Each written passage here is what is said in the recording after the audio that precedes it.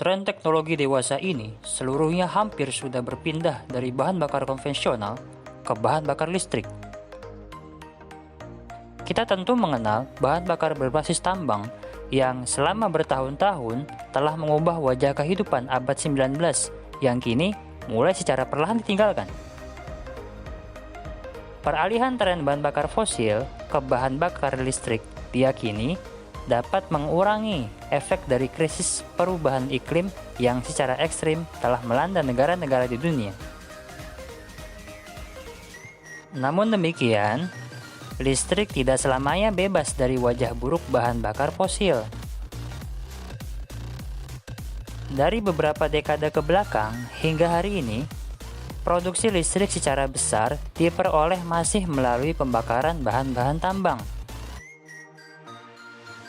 Pembangkit listrik tenaga uap adalah contohnya, merupakan salah satu produsen listrik yang masih berhubungan erat dengan bahan-bahan ini.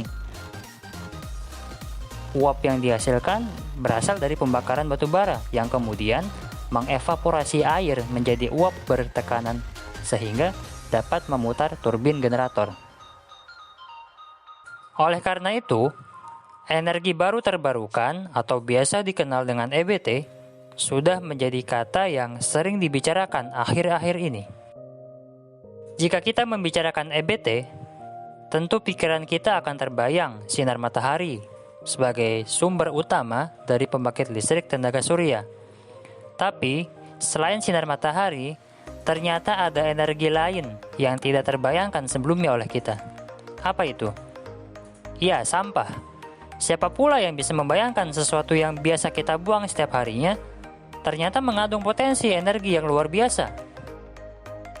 Terletak di Kecamatan Bantar Gebang, Kota Bekasi, Provinsi Jawa Barat, sebuah pembangkit listrik tenaga sampah telah berdiri sejak tahun 2018. Sebagai tempat pembuangan sampah akhir, pendirian PLTSA Merah Putih menjadi salah satu solusi untuk memperpanjang masa operasionalnya. Jika tidak ada solusi yang dilakukan, diperkirakan TPSA Bantar Gebang akan mencapai kapasitas maksimumnya pada tahun 2021.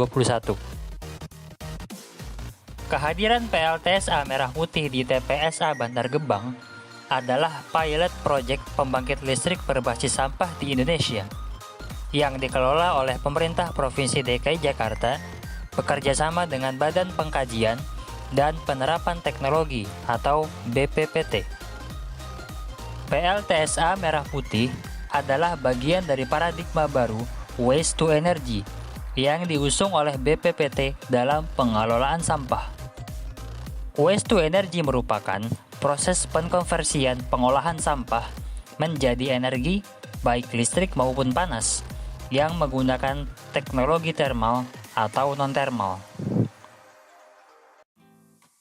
Pengelolaan sampah berbonus energi listrik atau disingkat PSEL yang kemudian dikenal oleh masyarakat dengan nama PLTSA mendobrak cara lama pengelolaan sampah di Bantar Gebang yang biasanya sampah hanya berakhir menjadi sampah. Kini sampah dikonversi menjadi energi yang dapat dimanfaatkan oleh manusia. Di dalam bangunan PLTSA terdapat ruang pembelajaran dan ruang pertemuan. Keduanya dipisahkan oleh sebuah lorong. Lorong tersebut menghubungkan ruang pertemuan dan ruang pembelajaran dengan ruang kontrol. Pemantauan semua data, mulai dari suhu, tekanan udara, dan juga putaran turbin, dilakukan di ruangan ini. Maka, dapat dikatakan, ruang kontrol adalah otak dari sistem yang berjalan di PLTSA. Kemudian, kita bingung, bagaimana sampah bisa menghasilkan listrik?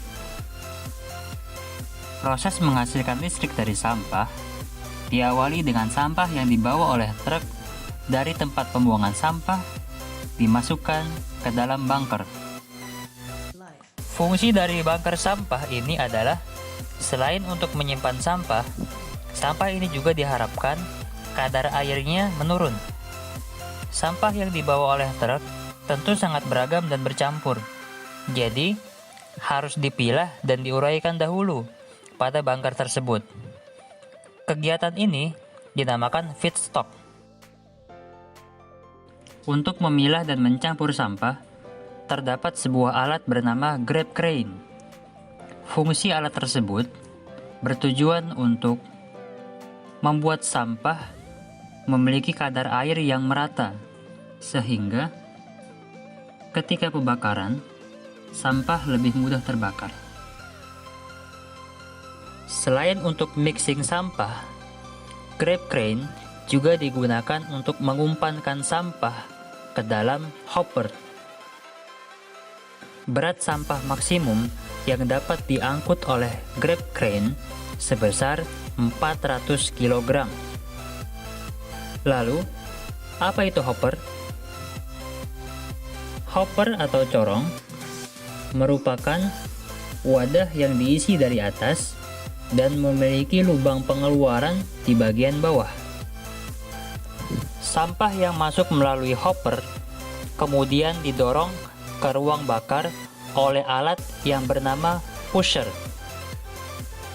Di dalam ruang bakar, sampah dibawa oleh grid yang bergerak maju dan mundur. Dengan cara ini, sampah akan mudah didorong.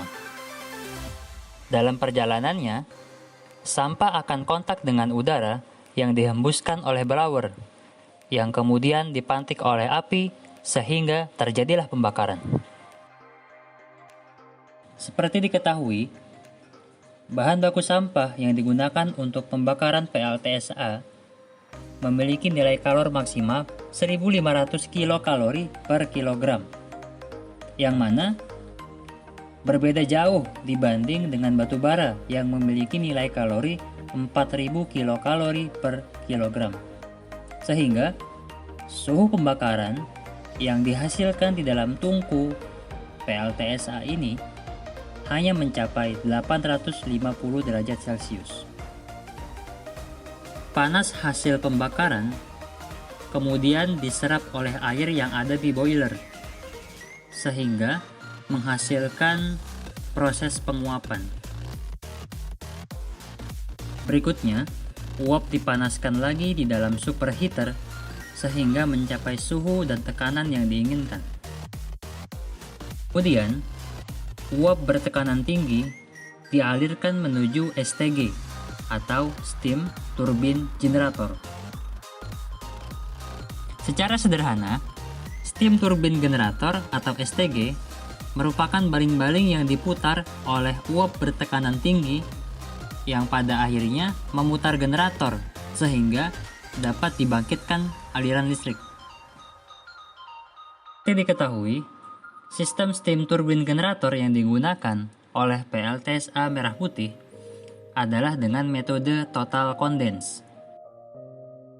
Metode total condense merupakan metode yang digunakan untuk menghemat air, karena uap yang terjadi dikondensasikan kembali ke dalam steam boiler. Lanjutkan proses sebelumnya, uap air akan memutar poros steam turbine generator sehingga terjadi perubahan energi dari energi mekanik menjadi energi listrik. Begitulah, dari sampah, listrik dihasilkan. Sebagaimana pembangkit listrik lain, tentu menghasilkan zat sisa.